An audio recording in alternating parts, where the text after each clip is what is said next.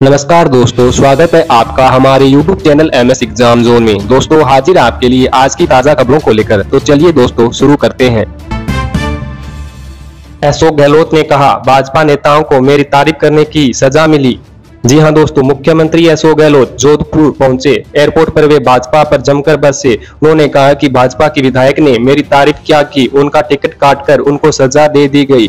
क्या कांग्रेस के अलावा किसी भी पार्टी का MLA मुख्यमंत्री के कार्यों की तारीफ करे तो वो गलत हो जाता है। उन्होंने कहा कि अब जीजी सूर्यकांत को सजा मिली, उनका क्या कसूर है। उन्होंने मुझे आशीर्वाद तो दिया था, अब उसकी सजा उन्हें मिल गई। गहलोत ने यह बात एयरपोर्ट पर पत्रकारों से बात करते हुए कही।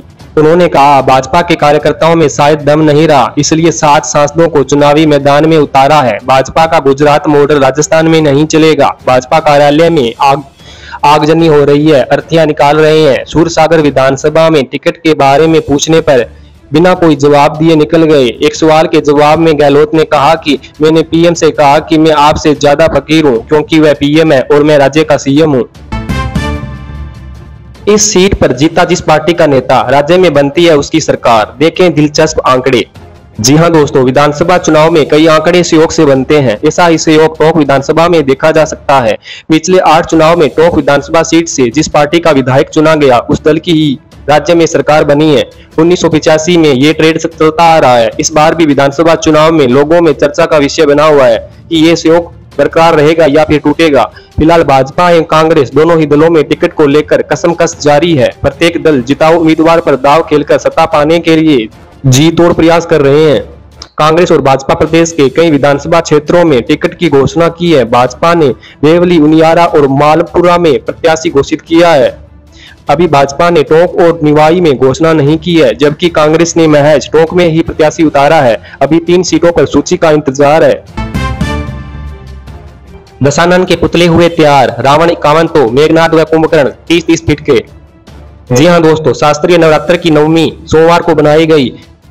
अष्टमी की भांति नवमी पर भी घर घर में माता की पूजा अर्चना का आयोजन हुआ। नवरात्र करने वाले श्रद्धालुओं ने हवन आदि कर नवरात्र की पूर्ण आहुति पर कन्या पूजन के बाद उन्हें भोजन कराया।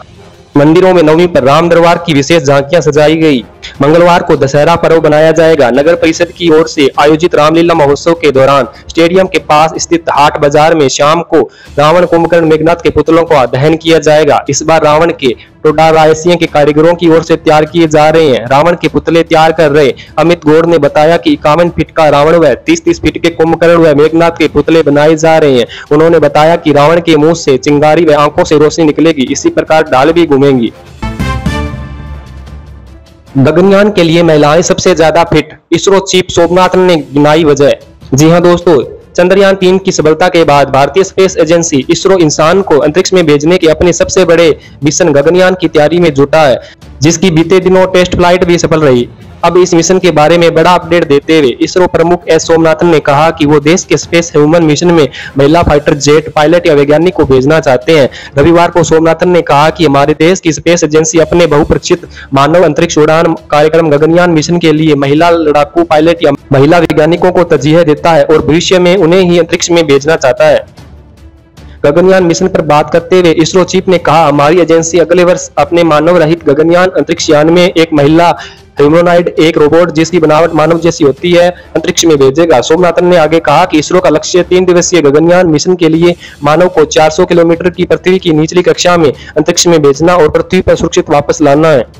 उन्होंने आगे एक सवाल के जवाब में कहा कि इसमें शक नहीं कि महिला पायलटों को प्राथमिकता दी जा सकती है, लेकिन हमें इसकी संभावना भविष्य में तलाशनी होगी। फिलहाल शुरुआती उम्मीदवारों का चयन भारतीय वायुसेना के लड़ाकू टेस्ट पायलटों में से ही किया गया है। वे कुछ अलग श्रेणी के पायलट हैं। इस समय हमारे पास महिला लड़ाकू टेस्ट पायलट ही नहीं है, जबकि वे होंगी तब इस बारे में सोचा जाएगा।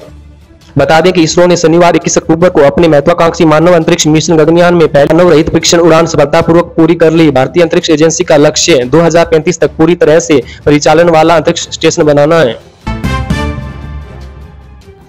राजस्थान की इस सीट पर पूर्व IAS और IPS के बीच होगा महामुकाबला, जाने सियासी गणित। जी हां दोस्तों, कांग्रेस ने रविवार देर शाम 43 प्रत्याशियों की सूची जारी कर दी, जिसमें जयपुर ग्रामीण की होट मानी जाने वाली बस्सी सीट से निर्दलीय विधायक लक्ष्मण मीणा को प्रत्याशी बनाया है। अब बस्सी की इस सीट पर कांग्रेस से लक्ष्मण मीणा मैदान में उतरेंगे। इधर भाजपा ने पहले ही बस्सी का टिकट पूर्व आईएएस अधिकारी चंद्रमोहन मीना को फाइनल कर दिया था। कांग्रेस की दूसरी सूची में विधायक लक्ष्मण मीना का नाम आने से बस्सी विधानसभा सीट के कांग्रेस कार्यकर्ताओं में खुशी की लहर दौड़ पड़ी। लक्ष्मण मीना वर्तमान में बस्सी से निर्दलीय विधायक है। मीना ने वर्ष 2009 का चुनाव कांग्रेस के टिकट पर दौसा लोकसभा का लड़ा, लेकिन वे हार गए थे। इसके बाद उन्होंने वर्ष 2013 का चुनाव बस्सी विधानसभा सीट से कांग्रेस के टिकट पर लड़ा था, लेकिन वे इस चुनाव में हार गए थे। इस बार यहां से निर्दलीय प्रत्याशी विधायक चुनी गई थी। इसके बाद वर्ष 2018 में वे बस्सी की सीट पर निर्दलीय प्रत्याशी के रूप में उतरे और भाजपा प्रत्याशी को हराकर 42,764 वोटों से चुनाव जीते थे।